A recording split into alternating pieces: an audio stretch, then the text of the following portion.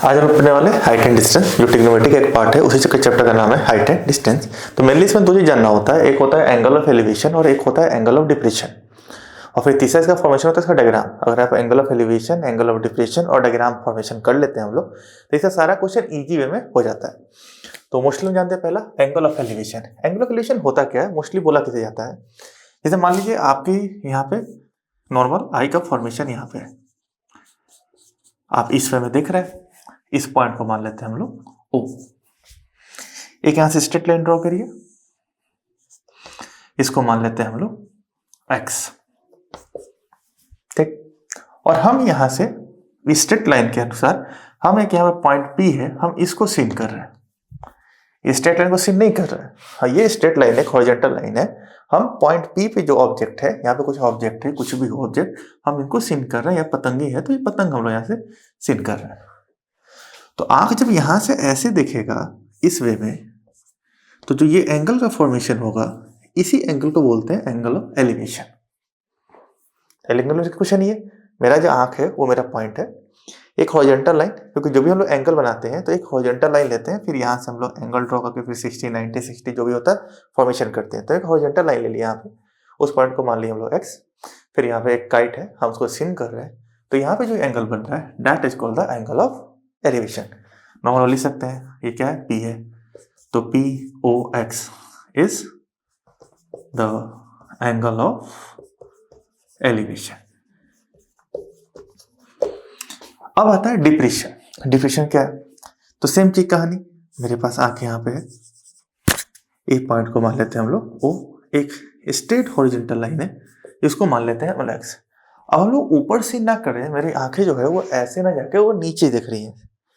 जब नीचे एक पॉइंट यहाँ पे है, कुछ है समथिंग, मान लेते हैं कि वाटरी है ये, यहाँ मछलियाँ जा रही हैं, अगर यहाँ हम लोग सीन कर रहे हैं तो ये जो एंगल बन रहा है नीचे, इस एंगल को बोलते हैं हम लोग एंगल ऑफ डिप्रेशन।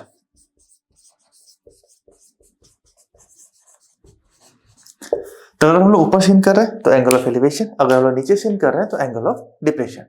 इसको एक यहाँ भी नाम लिख सकते हैं, एंगल XOP, क्या जगह एंगल ऑफ डिप्रेशन। इसको एक तरीके से और समझ सकते हैं कि मान लेते हैं मेरे पास एक बिल्डिंग है, बिल्डिंग में यहाँ पे कोई है, हम यहाँ से नीचे से जा रहे हैं, हम यहाँ पे खड़े हैं, हम यहाँ से इसको बिल्डिंग को ऐसे देख रहे हैं। तो ये जो एंगल बनेगा that is called the angle of elevation. या एक बिल्डिंग है, यहाँ कुछ बॉल है, हम यहाँ पे हैं, हम यहाँ से फिर इसको नीचे सीन कर रहे हैं। जब नीचे सीन करेंगे तो मेरा यहाँ से आंखों से एक हॉरिजॉन्टल लाइन सीधे बनेगी, और जो नीचे सीन करेंगे वो ये होगा। तो ये जो एंगल बनेगा, इस एंगल को बोलेंगे हम लोग क्या, एंगल ऑफ डिप्रेशन। आपको मालूम है कि ये लाइन और ये लाइन पैरेलल होंगी, तो ये लाइन का हो गया ट्रांसवर्सल, तो ये एंगल हमेशा इसके बराबर होगा। कैसे, तो अल्टरनेट इंटीरियर एंगल के हिसाब से। तो एंगल ऑफ एलिवेशन लीजिए, एंगल ऑफ डिप्रेशन लीजिए, बस यही दो कॉन्सेप्ट का इसमें यूज करेंगे और सारा क्वेश्चन हम लोग सॉल्व करेंगे। इसके अलावा हमें तीसरा चीज क्या आना चाहिए, तो हमें ट्रिग्नोमेट्री टेबल देखने आना चाहिए। आपके बुक के पीछे एक ट्रिग्नोमेट्री टेबल दिया हुआ है, यहाँ पे साइन कॉस टेन की वैल्यू दी हुई है। तो नॉर्मल हम स्टैंडर्ड जानते हैं, हम लोग 0 की वैल्यू जानते हैं, 30 जानते हैं, 45 जानते हैं, 60 जानते हैं और 90 जानते हैं। बस इसके अलावा 32 डिग्री, 35 डिग्री, 37 डिग्री, 28 मिनट, तो ये सब वैल्यू हम लोग ट्रिग्नोमेट्री टेबल से निकालेंगे। तो आप लोग उसको आना चाहिए आपको। अगर ये आ रहा है तो फिर हम इधर फर्दर आगे प्रोसीड करेंगे। कुछ क्वेश्चन में यहाँ पे अगर स्टैंडर्ड वैल्यू दिया तो कोई दिक्कत नहीं है, लेकिन नहीं देगा तो फिर हम लोग इसका यूज करेंगे। और इस पूरे क्वेश्चन में एक चीज और कॉमनली यूज होगा, तो trigonometry ratio, sine theta, cos theta, ten theta, तो आप जानते ही हैं, इसको बोलते हैं P/H, ये B/H और ये P/B। तो मोस्ट कॉमनली इसका बहुत ज़्यादा यूज होगा टेन का। फिर इनका उल्टा क्या होता है, तो कोसेक हो जाएगा, सेक हो जाएगा और कॉट हो जाएगा। तो ये होते हैं H/P, ये हो जाएंगे B/P और ये हो जाएगा कॉट है तो B/P। तो इतना कुछ आएगा। तो मोस्ट कॉमनली तीन चीज, angle of elevation, angle of depression, दूसरा इनके स्टैंडर्ड वैल्यू, चौथा ये, और पांचवा हमें डायग्राम बनाने आना चाहिए। तो अगर आप डायग्राम यहाँ पे क्वेश्चन से बना लेंगे तो ईजी में सारा का सारा क्वेश्चन हम लोग हाइट एंड डिस्टेंस का सॉल्व कर पाएंगे। अब मोस्टली 6, 7, 8 नंबर में क्वेश्चन आते हैं, ट्रिग्नोमेट्री से ही आते हैं। तो कुछ ट्रिग्नोमेट्री पार्ट होते हैं, कुछ यहाँ से पार्ट होते हैं। तो चलते हैं फिर हम लोग क्वेश्चन लगाते हैं। हाँ, अब मेनली हम लोग क्या सॉल्व कर रहे हैं, तो हम लोग ML अग्रवाल सॉल्व कर रहे हैं। अभी नहीं कि कॉन्सेप्ट है, ये कॉन्सेप्ट ML अग्रवाल लीजिए, चाहे एस चंद लीजिए, किसी भी ऐसे कॉन्सेप्ट में लीजिए या CBSE में लीजिए, हर जगह यूज होगा। हाँ, लेकिन जो सोल्यूशन हम लोग करने जाएंगे इसके बाद, वो बस हम लोग ML अग्रवाल कर रहे हैं अभी, बाकी नहीं कर रहे हैं। अगर आप किसी और स्कूल के हैं कि या कोई और बोर्ड है आपका, या आपके स्कूल में कुछ कोई और बुक चलती है, आपको उसका सोल्यूशन चाहिए तो हमें कमेंट करिए, हम उसका सोल्यूशन फिर आपको हम प्रोवाइड करेंगे। तो क्वेश्चन नंबर फर्स्ट, हम क्वेश्चन लिख नहीं रहे हैं, ऑलरेडी बुक पास होगा। तो बुक में दिया है electric pole is 10 metre height. तो फर्स्ट ऑफ ऑल क्या काम करना है, हमको डायग्राम बनाना है। एक इलेक्ट्रिक पोल है जिसकी हाइट कितनी है, 10 मीटर। तो इलेक्ट्रिक पोल ए और बी कितनी हाइट है, 10 मीटर। फिर बोला है इफ इट्स शैडो इज 10:3। अगर यहाँ से धूप आ रही होगी तो इसका शैडो नीचे ही बनेगा। तो जो शैडो की डिस्टेंस है ये है 10√3। तो बोला है find the elevation of the sun. अब सन की यहाँ से एलिवेशन निकाल लिए, तो भैया एलिवेशन निकाल लिए तो एलिवेशन कहाँ थे, नीचे से ऊपर देखते हैं हम लोग। तो मेरा जो एंगल होगा वो इधर होगा, ठीक है। क्योंकि यहाँ पे सन है तो सन की वजह से इसकी शैडो 10:3 बन रही है। अगर इसको हम इरेज कर देते हैं यहाँ पे, तो वो हाइट एंड डिस्टेंस का, तो यहाँ पे मेरे पास सन होगा। इस सन की वजह से शैडो यहाँ बन रही है। तो हम लोग जो यहाँ से देख रहे हैं सन को, तो जो एंगल बन रहा है उस एंगल को हमें फाइंड आउट करना है। तो इसको हम मान लेते हैं C।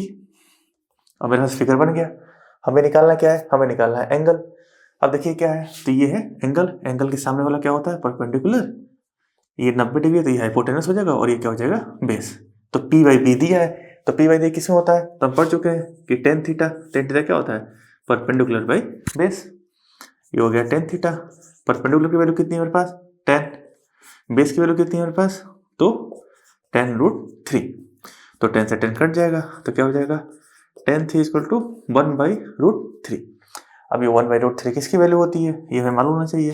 तो 10 में 2-3 टर्म्स आते हैं, एक होता है tan 0, फिर tan 30, फिर tan 45, tan 60 और tan 90। तो 10 कैसे आता है, तो 10 आता है sin थीटा अपॉन में cos थीटा। अगर आपको नहीं याद है तो आप ऐसे भी कर सकते हैं। तो हमें चाहिए किसकी वैल्यू, हम 30 की निकालते हैं। तो ये होता है 1/2 और ये होता है √3/2, कट जाएगा, ये 1/√3 आ गया। मतलब ये किसकी वैल्यू है, तो tan 30 की वैल्यू है। तो ये हो गया तुम्हारा क्या, tan थीटा। 1/√3 को लिख सकते हैं हम लोग क्या, tan 30।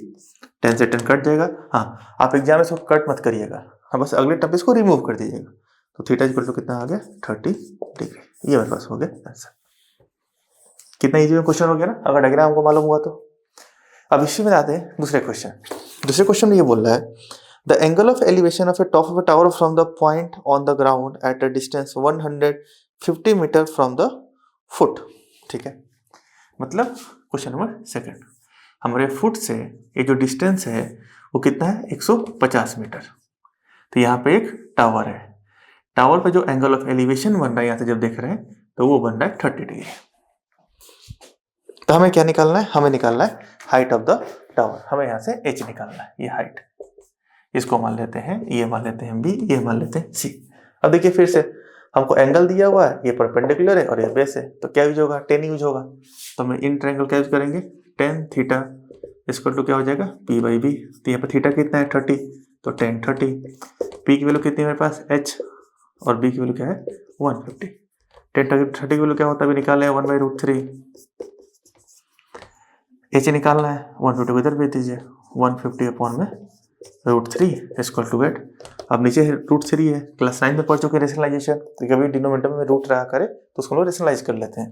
तो हो जाएगा 150 इंटू √3 और यहाँ पे √3 अपॉन में √3। ये हो जाएगा 150 √3, ये हो जाएगा 3, तो ये क्या हो गया 50√3। ये क्या हो गया इसकी हाइट। तो हाइट कितना आ गया हमारे पास, 50√3। हाँ, यूनिट देखिएगा जरूर, ये मीटर है तो ये भी किस में जाएगा तुम्हारे पास, मीटर में।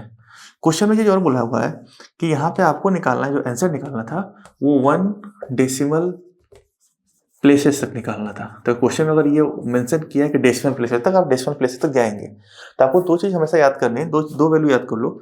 एक √2 की 1.414 और एक √3 की 1.732। ये सारे क्वेश्चनों में ऐड अप होंगे। ये जरूरी नहीं कि आईसीएसई आपको अलग से √2 और √3 की वैल्यू तुमको दे, नहीं देगा, लेकिन डायरेक्ट डेसिमल प्लेसेस में पूछ लेता है, तो आप दो वैल्यू याद कर लीजिएगा। अब यहाँ रख सकते हैं हम लोग, ये हो गया 50 इंटू 1.732 √3 की वैल्यू, जो भी मल्टीप्लाई आएगा वो मेरे पास क्या हो जाएगी, हाइट किस में जाएगा, डेसिमल में। अगर डेसिमल नहीं पूछेगा तो हम यहीं पे इसको आंसर छोड़ देंगे, ये मेरा आंसर हो जाएगा।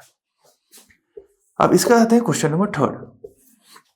क्वेश्चन नंबर थर्ड में बोलता है और ladder is place against the wall. ठीक है, सिंपल सा है कि मेरे पास एक वॉल है बेताब, ये मेरे पास वॉल है और यहाँ से इसके अगेंस्ट हम लोग लैडर जानते ही हो, सीढ़ी ऐसे रखे हुए हैं। Ladder is placed against the wall such that it reaches the top of the wall. The foot of the ladder is 1.5 meter away from the wall. Wall से जिसका फुट है वो 1.5 मीटर है और जो यहाँ पे एंगल ऑफ एलिवेशन बन रहा है वो 60 डिग्री का बन रहा है। ABC क्वेश्चन के अनुसार हमें निकालना है find the height of the wall. यहाँ पे हाइट ऑफ द वॉल क्या है, AB है, तो AB मेरे पास वॉल है, इसकी हाइट निकालनी है। फिर देखिए ये परपेंडिकुलर, ये बेस क्या लगेगा 10, तो 10 theta equal to perpendicular by base, तो हो जाएगा क्या 10 60, परपेंडिकुलर हो जाएगा मेरे पास h और बेस कितना हो जाएगा 1.5। 10 60 किलो होती है √3। हम फिर बोल रहे हैं सारी वैल्यू अब याद कर लीजिएगा, इससे पहले स्टैंडर्ड एंगल में सारे वैल्यू है तो कोई याद करना पड़ेगा, बिना से कुछ नहीं होने वाला है। इनका मल्टीप्लाई इधर हो गया तो ये √3 हो गया और ये हो गया 1.5। 1.5 को 3/2 भी लिख सकते हैं, इसको 3/2 √3 ऐसे भी इसका आंसर हम लोग लिख सकते हैं। तो ये मेरे पास हो गया क्वेश्चन नंबर थर्ड कंप्लीट। इसको जल्दी सॉल्व करिए, फिर आगे हम question number 4th 5th 6th और 7th करते हैं। तो में क्या बोला हुआ है, what is the angle of elevation of the sun when length of a shadow is vertical pole is equal to the height. चलिए अब यहाँ सन है, सन भगवान यहाँ से निकले हुए हैं, यहाँ एक पोल है, मान लेते हैं पोल का लेंथ AB। अब यहाँ से जब सन यहाँ धूप पड़ रही होगी तो इनकी शैडो बन रही होगी, शैडो यहाँ बन रही होगी, इसको मान लेते हैं हम लोग C। क्वेश्चन में ये बोल रहा है कि जितनी इसकी हाइट होगी उतनी इसकी शैडो का वैल्यू होगा। तो इनका एंगल ऑफ एलिवेशन क्या होगा, जब तो सन की तरफ देखेंगे तो नीचे से ऊपर देखेंगे, तो मेरे पास ये एंगल हमको निकालना है। तो मान लेते हैं कि जो वैल्यू है उसको H मान लेते हैं, और तो ये भी क्या हो जाएगा मेरे पास H, क्योंकि हाइट वर्टिकल हाइट और शैडो दोनों क्या है आपस में इक्वल है, तो हमें यहाँ से थीटा निकालना है। तो ये क्या हो गया P, ये क्या हो गया B, तो P/B क्या होता है 10 थीटा, तो लगा लीजिए 10 theta perpendicular by base. P की वैल्यू H, B की वैल्यू H कट गया, 10 थीटा इक्वल टू 1। 1 किसकी वैल्यू होती है तो आपको मालूम है 1045 की वैल्यू होती है 1, तो 10 थीटा ये हो जाएगा 1045। तो 10 से 10 कट गया, थीटा कितना आ गया मेरे पास 45 डिग्री। हम ये मतलब शॉर्ट में कर रहे हैं, आप बकायदा वहाँ पे लिखिएगा इंटरएंगल ABC, AB is the height of the pole, BC is the shadow of the pole because of same height, then applying 10 theta P/T, ऐसे कुछ। आप डायरेक्ट ऐसे मत कर दीजिएगा एग्जाम में। अब आते हैं क्वेश्चन नंबर 5। क्वेश्चन 5 में बोला है from the point P on a level on ground the angle of elevation of a top of a tower is 30 degree. चलिए एक पॉइंट P है ग्राउंड पे, the angle of elevation of a top of a tower, तो tower मान लेते हैं यहाँ पे मेरे पास, इनका जो एंगल ऑफ एलिवेशन है ये हमको दिया है 30 डिग्री। जो हाइट है वो 100 मीटर है, इसके मान लीजिए A, इसे मान लीजिए B, ये हो गया 90। क्या निकालना है हमें, तो हमें इसका ये डिस्टेंस निकाला है x की कितने दूरी यहाँ पे है। ठीक है, क्या लगा देंगे भाई 10 थीटा परपेंडिकुलर बाई बेस, तो यहाँ पे क्या है 1030, तो हो जाएगा 1030 परपेंडिकुलर मेरे पास 100 और जो बेस हो गया मेरे पास x। 1030 को होता है 1/√3, ये हो जाएगा 100x, इनका मल्टीप्लाई इधर इनका इधर हो जाएगा x इक्वल टू 100√3। ऑलरेडी हमें मालूम है कि √3 किलो होता है 1.732, 100 का मल्टीप्लाई कर देंगे तो कुछ 173.2 अप्रॉक्स, ये आंसर। यूनिट लिख लीजिएगा मीटर का मीटर। ये हो गया क्वेश्चन नंबर 5। अब आते हैं हम लोग क्वेश्चन नंबर 6 पे। देख रहे हैं सिर्फ डायग्राम बना रहे हैं हम लोग, डायग्राम बना के सारे के सारे क्वेश्चन इजी वे में सॉल्व हो जा रहे हैं। क्वेश्चन नंबर 6 में क्या बोला हुआ है, क्वेश्चन नंबर 6 बोला हुआ कि from the top of a cliff 92 metre high. Okay sir, ये टॉप ऑफ ए क्लिफ है जो 92 मीटर है। इस क्लिफ पे है हम लोग। The angle of differentiation of a boy is 20 degree. अब यहाँ से हम खड़े होकर देख रहे होंगे तो मेरा वर्टिकल लाइन हो गया ये। अब यहाँ से कहाँ देख रहे हैं, एक नीचे, तो जो ये एंगल बन रहा है वो कितना बन रहा है, 20 degree. Calculate the nearest metre the distance of the boy from the foot of the cliff. Foot of the cliff मतलब यहाँ से, तो यहाँ से तुमको इसका डिस्टेंस निकालना है। इसको मान लेते हैं, इसको मान लेते हैं बी, इसको मान लेते हैं सी। ऑलरेडी हम डिटेलिंग में बता चुके हैं कि जितना एंगल ये होगा उतना ही एंगल ये होगा। क्यों? क्योंकि ये देखो, ये लाइन और ये लाइन आपस में क्या होंगे, पैरेलल। तो ये क्या हो गया, ट्रांसवर्सल लाइन। तो ये अल्टरनेट इंटीरियर से आपस में क्या हो जाएंगे, इक्वल।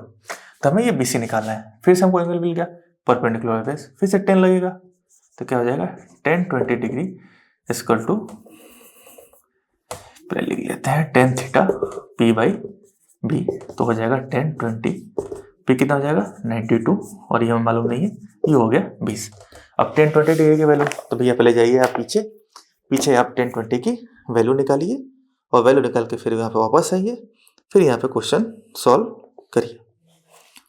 तो 10 20 की वैल्यू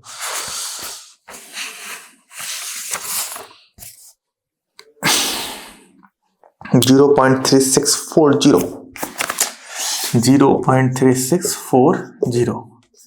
हम फिर बोल रहे हैं, आपको ये चीज देखनी आनी चाहिए, उधर भेज दीजिए। तो B C equal to 19 upon में 0.3640। आगे का सॉल्यूशन आपका, इसके आगे हम लोग हेल्प नहीं कर पाएंगे, इतना कैलकुलेशन है। तो आपके पास एक कैलकुलेटर रखिए, कुछ 92 डिवाइडेड बाई 0.3640, 25 पॉइंट समथिंग आ रहा है, 252.747, 252.747 इसका अप्रॉक्स आंसर आ रहा है कैलकुलेटर साहब के हिसाब से। चलिए, तो ये 4 5 6 क्वेश्चन हो गया, जल्दी करिए। तो फिर हम लोग क्वेश्चन नंबर 7 8 आगे प्रोसीड करते हैं। क्वेश्चन 7 क्या बोला है, a boy is flying a kite with a string of a length 100 metre if the string is tight and the angle of elevation इतना इतना, find the height of it. एक यहाँ पे बॉय है, मस्त यहां से पतंग उड़ा रहा है।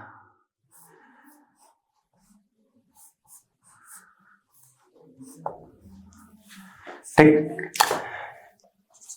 जो इसका एंगल ऑफ एलिवेशन है, तो स्ट्रिंग बोल रहा है, वो जो स्ट्रिंग की लेंथ है वो 100 मीटर है। फिर बोल रहा है कि स्ट्रिंग टाइट है, क्योंकि नॉर्मली हम जो पतंग उड़ाते हैं तो हमारी स्ट्रिंग ऐसे जाता है, हमारा पतंग कुछ ऐसे होता है, ऐसे जाता है। पैराबोला, हाइपरबोला, एलिप्स छोड़िए। तो स्ट्रिंग टाइट है, 100 मीटर है, और यहाँ पे जो एंगल ऑफ एलिवेशन है वो इनको बना रहा है 26 डिग्री 32 मिनट। हमें क्या निकालना है, तो क्वेश्चन में बोला है find the height of the kite. ये हाइट निकाला यहाँ से यहाँ तक का एच, तो इसको मान लेते हैं ए, ये हो गया बी, ये हो गया सी। हाँ, इस क्वेश्चन में चीज और बोला हुआ है कि just neglect the height of the boy, क्योंकि ऑलरेडी जब बॉय पतंग उड़ाएगा तो ऑलरेडी ये ग्राउंड से कुछ ना कुछ डिस्टेंस पे होगा और आंख से यहाँ बनाएगा, तो इसकी एंगल ऑफ एलिवेशन यहाँ से बननी चाहिए, लेकिन इसको बोला है नेग्लेक्ट देम, तो इसे हम लोग नेग्लेक्ट करते रहे। आइए, तो क्या लगा दे हमें निकालना हाइट। देखो पी और क्या बना ये एच, तो पी बाई एच, तो पी बाई एच हमें यहाँ से फाइंड आउट करना। तो साइन थीटा हो गया, ये परपेंडिकुलर हाइपोटेनस है, तो यहाँ से हम इजीली पी बाई एच से निकाल सकते हैं। तो साइन कितना जाएगा, तो साइन हो जाएगा 26 डिग्री 32 मिनट, और पी कितना हो जाएगा, हमको हाइट मालूम नहीं है और एच हमें मालूम है 100 है। अब साइन 26 डिग्री और 32 मिनट की वैल्यू यहाँ से आप तुरंत निकालिए और निकाल के पुट करिए। साइन कोसाइन 26 26 डिग्री की वैल्यू 32 मिनट, तो 26 4462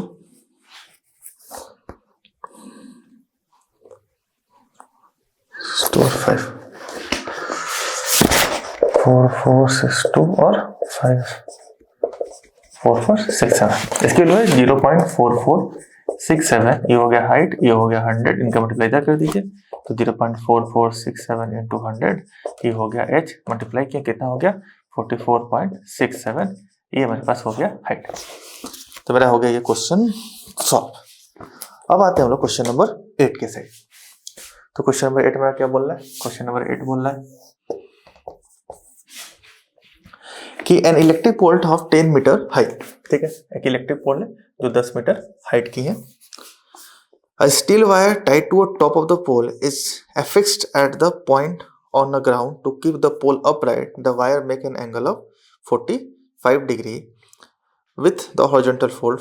The foot of the pole find the length of the 45 degree 10 metre height, ठीक है। अब बोल रहा है कि यहाँ से एक ग्राउंड पे यहाँ पे करके इस इलेक्ट्रिक पोल के सीधे रहने के लिए हम लोग एक स्टील का वायर यहाँ से टाइट करते रहे, यहाँ से टाइट कर दे रहे हैं। तो यहाँ पे जो एंगल बन रहा है वो एंगल बन रहा है कुछ 45 डिग्री का एंगल बन रहा है with horizontal through the foot of the pole. Find the length of the wire. इस वायर का लेंथ निकालना है। तो ये हो गया बी, हो गया सी, तो लेंथ यही निकालना है। इसको मान लेते हैं हम लोग एक्स। तो क्या है ये? परपेंडिकुलर। ये क्या है? हाइपोटेनस। क्या यूज होगा यहाँ पे? तो साइन 45। तो ये करेंगे हम लोग sine theta perpendicular by hypotenuse. ये हो जाएगा साइन 45। परपेंडिकुलर का वैल्यू 10, हाइपोटेनस हमें मालूम नहीं है, उसको मान ले हम लोग एक्स मानिए। साइन 45 की वैल्यू होती है 1/√2। ये हो गया 10 अपॉन में एक्स, इनका मल्टीप्लाई इधर, इनका मल्टीप्लाई इधर, ये हो जाएगा एक्स इक्वल टू 10√2। ये मेरे पास हो गया इसका आंसर। तो सारा क्वेश्चन कितना इजी हो रहा है। अगर डायग्राम बन गया तो क्वेश्चन इजी, नहीं बना तो फिर क्वेश्चन सबसे हार्ड। अब आते हैं क्वेश्चन नंबर 9। क्वेश्चन है तो बोला है vertical tower is 20 metre high, ठीक है भैया, वर्टिकल टावर है 20 मीटर हाई है, तो 20 मीटर हाई हो गया, ठीक। फिर a man is standing at some distance from the tower and know the cosine of the angle of elevation top of the tower. इतना एक मैन यहाँ पे खड़ा है और यहाँ पे एक एंगल बना रहा है। जो एंगल बन रहा है वो जो वैल्यू है वो ये मान लेते हैं कि ए हो गया, ये बी हो गया, ये सी हो गया, जो मैन यहाँ पे बन रहा है। तो बोला कि यहाँ पे जो कोसाइन की जो वैल्यू बन रही है वो बन रही है 0.53। मतलब यहाँ पे जो कोसाइन की वैल्यू, मतलब कॉस थीटा की जो वैल्यू है वो 0.53 है। तो हमें क्या निकालना है? तो हमें निकालना है find the foot of the tower, how far is the, मतलब ये आदमी टावर से कितने डिस्टेंस पे खड़ा है। तो ये डिस्टेंस हमें निकालनी है। तो हमें तो यहाँ पे थीटा भी नहीं मालूम है, लेकिन हमें दिया है कॉस थीटा इक्वल टू 0.59। तो अप्रॉक्स जब इसको सॉल्व करने जाएंगे आप तो ये 0.53 है, ये जनरली कॉस 58 की वैल्यू निकलेगा। कितने की? कॉस 58 की वैल्यू यहाँ से निकलेगा ये। तो कॉस 58 की वैल्यू 0.53, इधर कॉस थीटा, कॉस से कॉस कट गया, थीटा कितना हो गया? 58 डिग्री। तो यहाँ थीटा कितना हो गया? 58 डिग्री। हमें जरूरत नहीं थी, हम डायरेक्ट यहाँ लगा सकते थे, लेकिन फिर भी निकाल लिया। अब आइए यहाँ पे हमें दिया है P, हमें दिया है B, परपेंडिकुलर बाई बेस। क्या लगा लेंगे हम लोग? tan theta P by B। ये क्या हो जाएगा हमारे पास? tan 58 डिग्री की वैल्यू। P कितना दिया है हमें? 20। B कितना दिया है हमें मालूम नहीं है, x। आते हैं tan 58 की वैल्यू निकालिए आप, देखिए कितना आता है tan 58 की।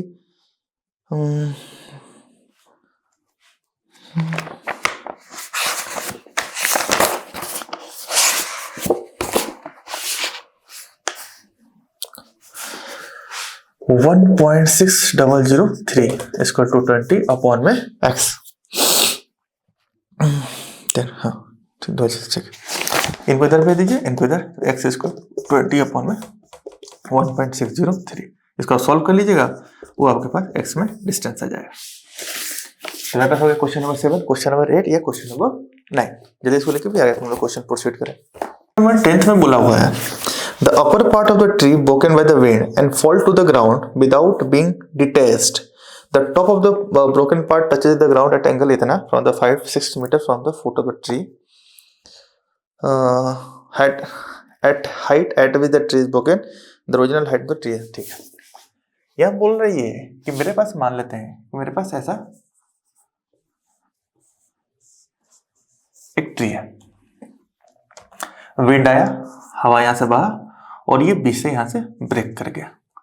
जब ये ब्रेक कर जाएगा यहां से, तो इतना वाला पार्ट जो मेरा रहेगा वो तो यहीं रहेगा, बाकी जो ये वाला पार्ट रहेगा ये ऐसे टूटेगा और टूट के यहाँ पे बोला कि डिटेच नहीं हो रहा है, इसे टूट के अलग नहीं हो रहा है, इसी से चिपका हुआ है। तो ये करके ऐसे ये ऐसे हो जा रहा है।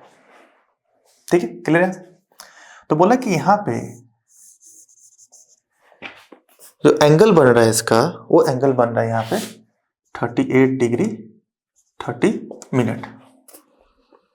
ठीक, at a point 6 metre from the fort, और जो यहाँ से जो ये डिस्टेंस है वो कितना है, 6 मीटर के डिस्टेंस पे। नॉर्मल बोले तो डायग्राम मेरा कुछ ऐसा बनेगा, ये हो गया 38 30 और ये हो गया मेरे पास 6। फिर क्वेश्चन बोला है कि find at which height is broken, मतलब कहाँ से ये पेड़ टूटा हुआ है। तो यहाँ तो टूटा हुआ है, तो ग्राउंड से डिस्टेंस कितना हो जाएगा, तो हमें ये चीज पहले निकालिए फर्स्ट पार्ट में। ठीक, यहाँ से टूटा हुआ है। फिर बोला है कि ओरिजिनल हाइट, पूरी हाइट बताओ, तो पूरी हाइट ट्री कितनी होगी भैया, ये पार्ट और ये पार्ट आपस में ऐड कर देंगे तो पूरी हाइट निकल जाएगी, मतलब ये पार्ट और जो ये वाला पार्ट है इनको आपस में ऐड करेंगे तो टोटल मेरी ट्री की हाइट फाइंड आउट हो जाएगा। यहाँ तक कॉन्सेप्ट क्लियर? आइए अब इनकी वैल्यू निकालते हैं। तो पहले हम ये निकालते हैं, तो हमको ये मालूम है, तो मालूम है कि हमको ये निकालना है, ये वाला पार्ट निकालना है, ए बी सी एच निकालना है। एंगल दिया है तो P बाई पी, तो क्या लगा लेंगे 10 38 degree 30 minute P by B. तो P कितना है मालूम नहीं है, H B मालूम हमको 6, 10 38 और 30 डिग्री की वैल्यू हमको चाहिए, तो इसको निकाल लीजिएगा, कुछ 0.7956 वैल्यू इनकी आएगी, 54 समथिंग।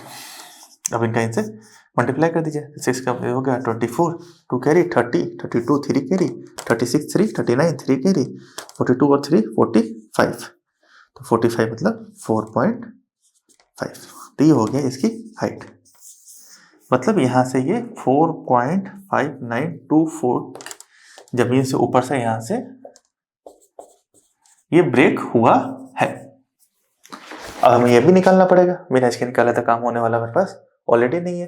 तो हमारे पास क्या दिया है B, हमको क्या निकालना है H, तो हम यहाँ से कैसे निकाल सकते हैं, तो हम यहाँ पे यूज कर सकते हैं क्या, तो हम यहाँ कर सकते हैं cos theta base by hypotenuse, तो cos 38 डिग्री और 30 मिनट, बेस हमें 6 दिया हुआ है, हाइपोटेनस हमें निकालना है, तो cos 38 डिग्री और 30 मिनट की वैल्यू यहाँ से आप फाइंड आउट करिए। तो बुक से अगर आप निकालने जाएंगे तो साइन तो यहाँ दिया हुआ है, cos कहाँ दिया है, cos 38 और 30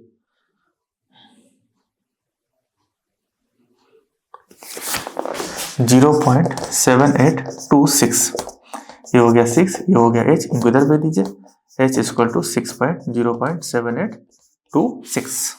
अब इनको डिवाइड करने पे वैल्यू कितनी आएगी, तो इसके लिए हमको चाहिए क्या कैलकुलेटर, तो 6.7826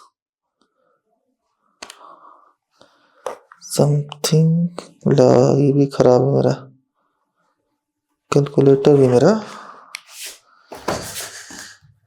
खराब।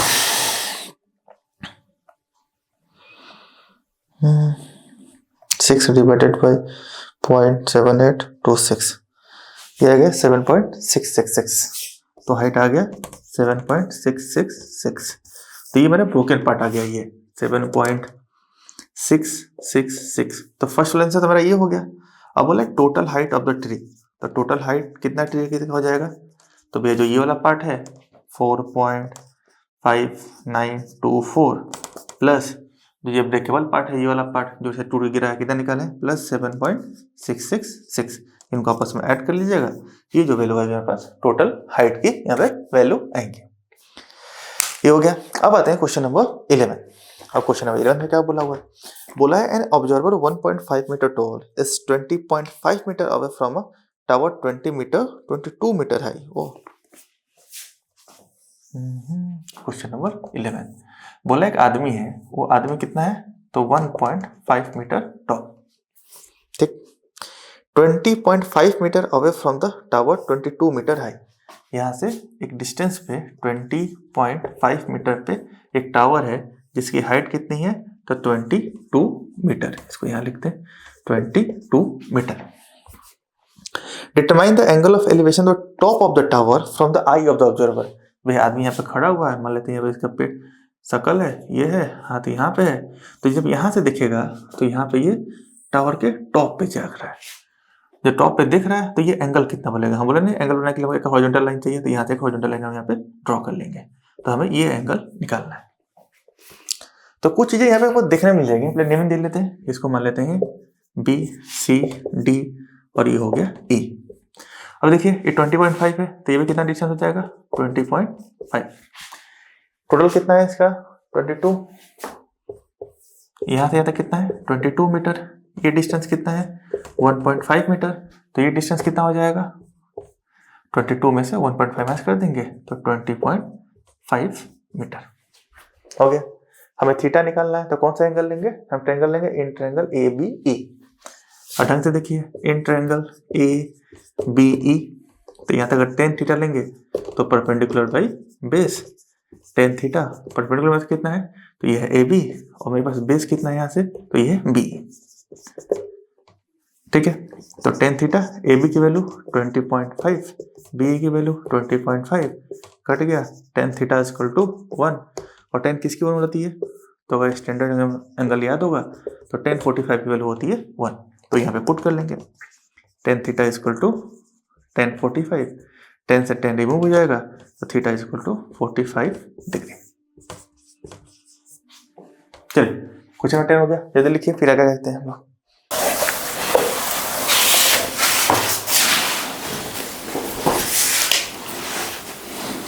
चलिए अब आते हैं हम लोग क्वेश्चन नंबर 12। तो 12 में ऑलरेडी डायग्राम दिया हुआ है, तो एक बार आप डायग्राम सीन भी कर सकते हैं। डायग्राम में कुछ ऐसा बनाया होगा 12,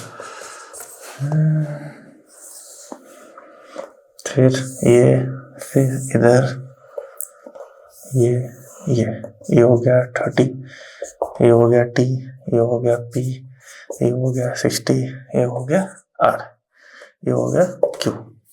ठीक है, इसका डिस्टेंस, हाँ क्वेश्चन क्या बोला हुआ है, क्वेश्चन में बोला हुआ है फाइंड द, इतना तो वैल्यू दिया है, find the height of the PT of the nearest, ठीक है, नियरेस्ट डेसिमल। हमें यहाँ से इनकी हाइट निकालना है, ये चीज, तो हमको डायग्राम दिया था हमारे लिए इजी है, तो ठीक है, अब इसको नाम देते हैं हम लोग T है, तो हम ये ट्रायंगल अगर लेते हैं ये वाला, इसके लिए दूसरा नाम दिया, अगर हम ये ट्रायंगल लेते हैं तो हमें ये हाइट निकालना है, तो हमके लिए ये मालूम होना चाहिए, तो ये मालूम है नहीं हमको, डायरेक्ट पी बाई बी लगाते हैं, यहाँ एंगल वो दिया है 30 डिग्री, मेरा काम हो जाता है। तो इसके लिए पहले हम लोग ये ट्रायंगल लेंगे, इससे पहले हम लोग पी क्यू निकालेंगे, तो हम यहाँ पे लेंगे इन ट्रायंगल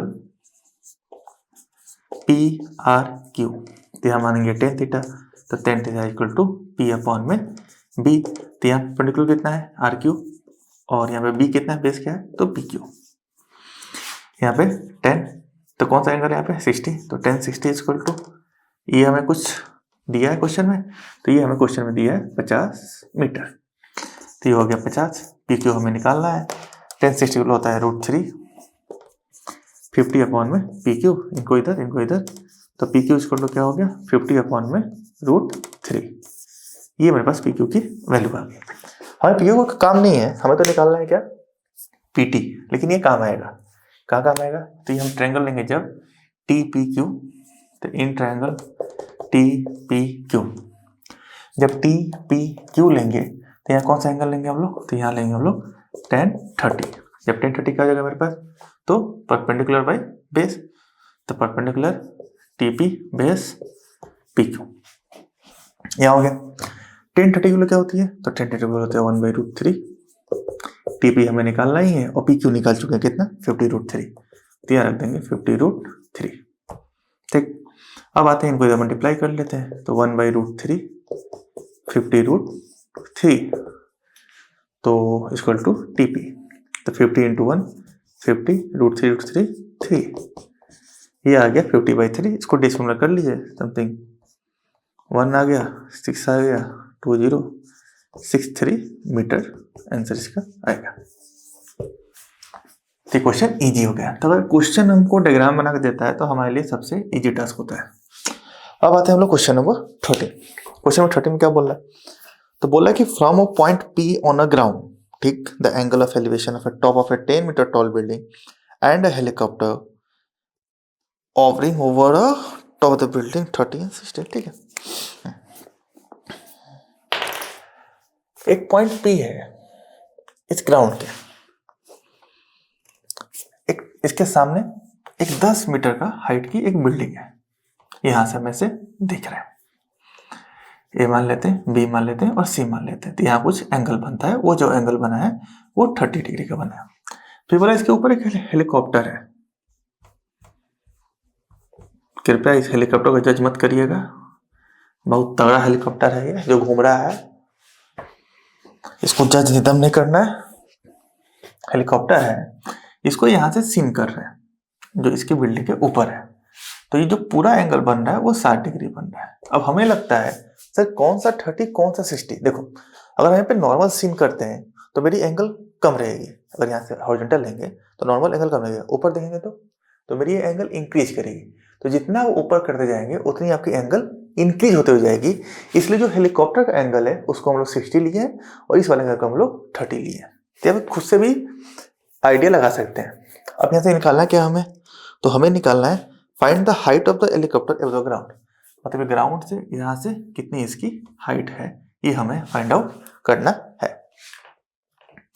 चलिए तो उसके लिए क्या करना पड़ेगा, तो इसको मान लेते हैं सी। ठीक, तो हमें ट्रायंगल का निकालना पड़ेगा सी बी पी, तब यह निकलेगा। इसके लिए हमको बीपी चाहिए, तो पहले एक छोटा सा ट्रायंगल लेते हैं। In triangle A B P लेंगे, छोटा सा ट्रायंगल ए बी पी। तो कौन सा एंगल है, तो टेन थीटा। परपेंडिकुलर क्या हो जाएगा, ए बी, बी सी क्या हो जाएगा, पी बी।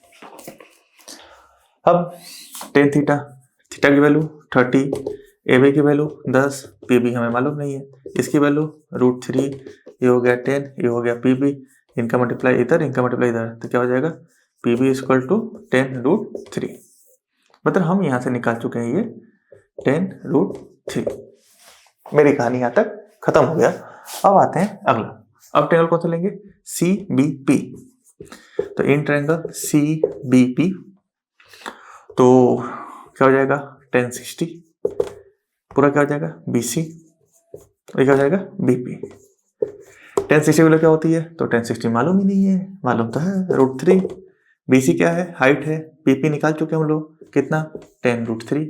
इनका मल्टीप्लाई इधर कर देंगे, ये हो जाएगा √3, ये हो गया 10√3 इक्वल टू है √3 क्या हो जाएगा 3, 10 ऑलरेडी है, क्या हो जाएगा 30 मीटर। तो जो हाइट हो गया हेलीकॉप्टर की वो कितना हो गया मेरे पास 30 मीटर। तो ये हो गया मेरे पास क्वेश्चन नंबर 12 और 13। कृपया हेलीकॉप्टर को जज नहीं करना है। चलिए जल्दी क्या फिर 14 से चलिए। क्वेश्चन नंबर 14 में क्या बोल रहा है, क्वेश्चन नंबर 14 में ये बोल रहे हैं ये an aeroplane when flying at a height of 3125 metre from the ground passes vertically below the another plane at an instant when the angle of elevation to plane theta।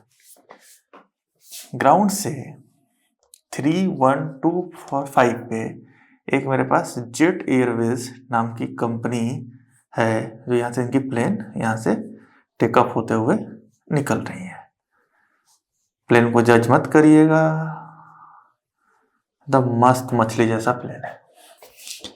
ठीक, उसी just time पे इसके ऊपर एक और plane है, कुछ ज्यादा ऊपर डायग्राम बना दिएगा। जस्ट इसके ऊपर एक और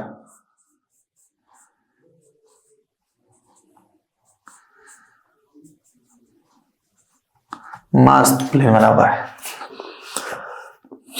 When the angle of the two plane from the same point on the ground is same point, तो same point मान लेते हैं यहाँ से एंगल और इसका यहाँ से एंगल।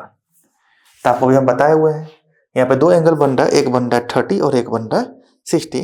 हमें निकालना है find the distance between the two planes at the ground. अगर यहाँ पे देखिए अब हमें मान लेते हैं, इसे मान लेते हैं ए, ये हो गया बी, ये हो गया सी और ये हो गया मेरे पास डी।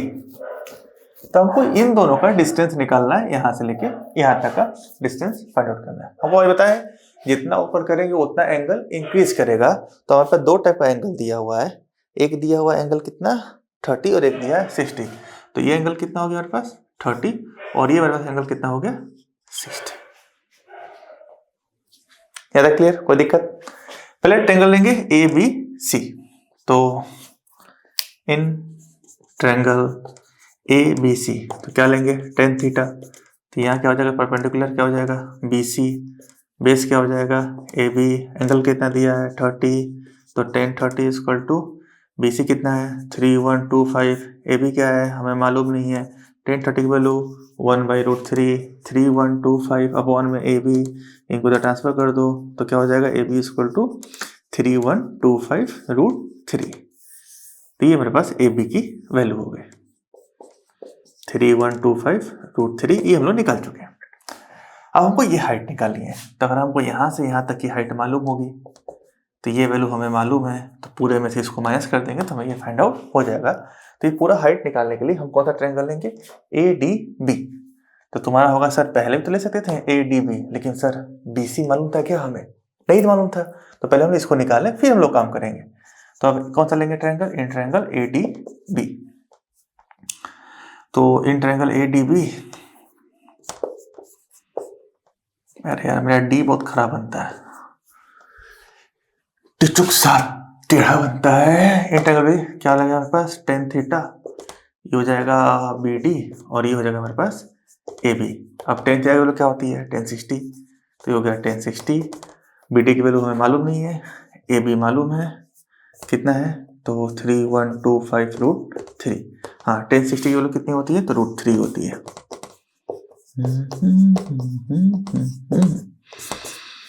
आराम से मल्टीप्लाई करिए √3 और √3 का, √3 3 हो जाएगा तो 3125 इंटू 3। भैया इनको कितना सोल्व कराओगे भैया, 3 का मल्टीप्लाई करके कितना हो जाएगा, तो ये हो जाएगा 3 5 जा 15, 1 कैरी, 3 2 जा 6 1 7, 3 1 जा 3 और 3 3 जा 9, मेरे पास आ गया बी डी की वैल्यू इतना। हमें क्या निकालना है सी डी की, तो बी डी में से अगर हम लोग बी सी माइनस कर देंगे तो मेरे पास सी डी आ जाएगा, तो ये हो जाएगा 9375, ये हो जाएगा कितना 3125, सी डी माइनस करिए, 5 में से 5 गया 0, 7 से 2 गया 5, 3 में से 1 गया 2 और ये हो गया 6, तो ये हो गया मेरे वैल्यू किसकी सी डी की। तो मेरे पास कंप्लीट हो गया कि दोनों का डिस्टेंस कितना है, कुछ ज्यादा है, मेरे डायग्राम में बहुत ही छोटा सा बना है, पिद्दू सा बना है।